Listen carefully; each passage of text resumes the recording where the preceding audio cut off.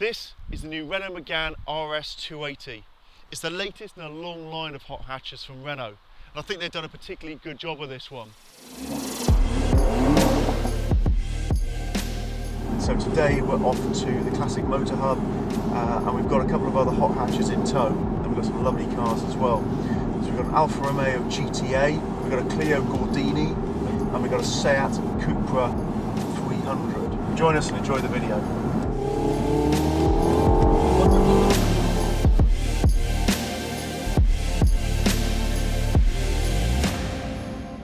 Renault has a fantastic history of doing hot hatches. Be it back to the Gordini cars, the 5 turbos, the Turbo 2s, the Clio Williams, they're all brilliantly thought of cars. Later ones such as the Clio Trophies, the Megane R26Rs, all brilliant cars, and some have actually held Nürburgring records.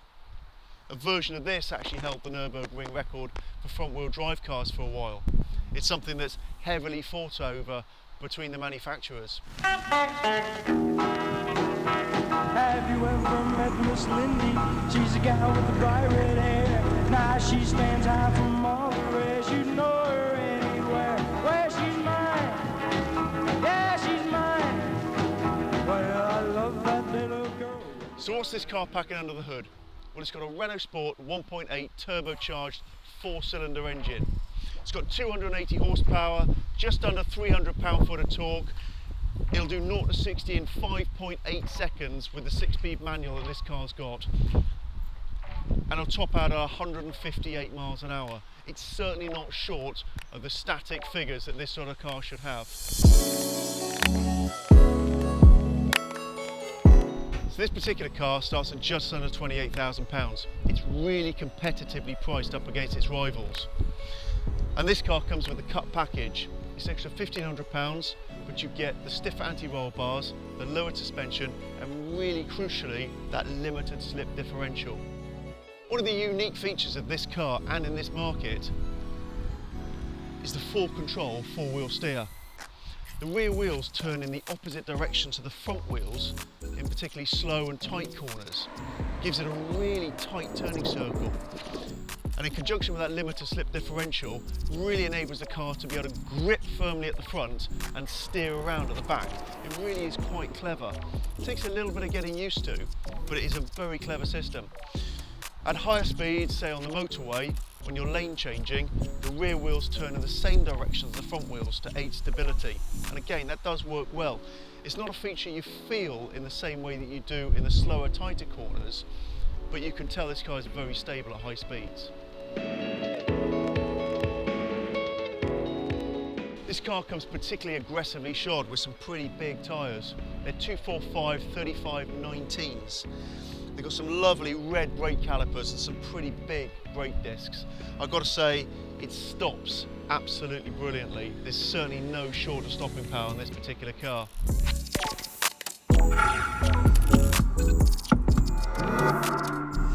The Megane R.S has 5 driving modes.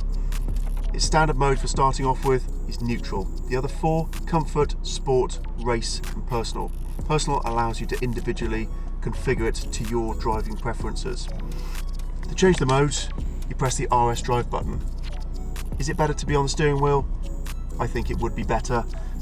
A little button somewhere just to click up or down would be quite nice, but it is just above the gear lever, so you can just give it a little bit of a nudge with your finger and off you go.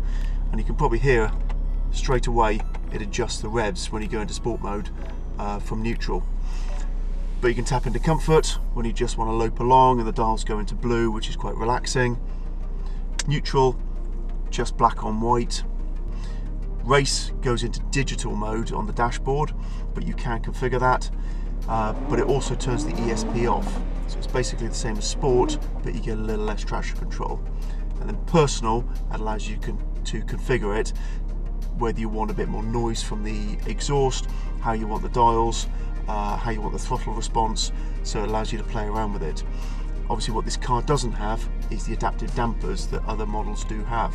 So say something like the Hyundai iN Performance does have adaptive dampers. So this one, you can't change that. So it's got passive dampers.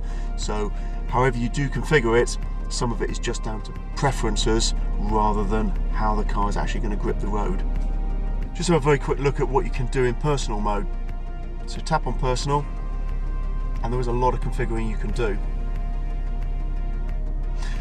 So you can change the dynamic driving system.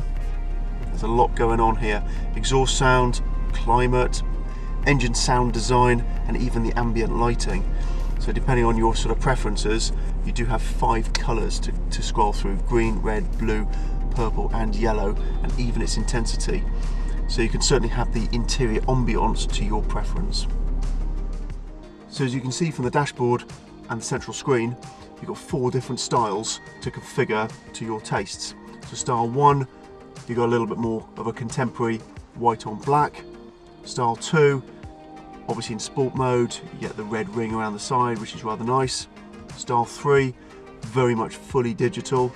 And then style 4, certainly more of your classic standard analog dials, which is rather nice, I think. So, what do we think of it? Well, I've got to say it's been an absolutely cracking couple of days with this car. The only thing is, it's always on it. That you can't dial it down. You've got to be in tune with this car all the time. The main thing is, it's the ride. Can you live with that ride comfort of the Cup package? The Cup package is great. I think it looks fantastic with the suspension slightly lowered. I think it really helps having that limited slip differential, but you've got to be able to live with those stiff dampers. And that can be quite hard work. But the car's absolutely fantastic. It pulls like an absolute train. It's only got 280 horsepower, which when you think there's cars like the Civic Type R with nearly 30 horsepower more, but 3rd and 4th gear are brilliant, absolutely brilliant. The car is totally dialed in. You get loads of feedback from the steering. You kind of get used to that rear wheel steering as well. It turns you beautifully into the corners. Is it the best in the class? We've still got other cars to try. I would put this very close to the top of the class from our experience of driving it. In isolation, I do really rate this car. There's no doubt about it. It is a cracking hot hatch. I'd like to say a massive thank you to City Motors in Bristol for lending us this car. I'd also like to say a big thank you to Dan for doing the filming and to Charlotte for doing the photography. It's been a great couple of days and we've had a lot of fun.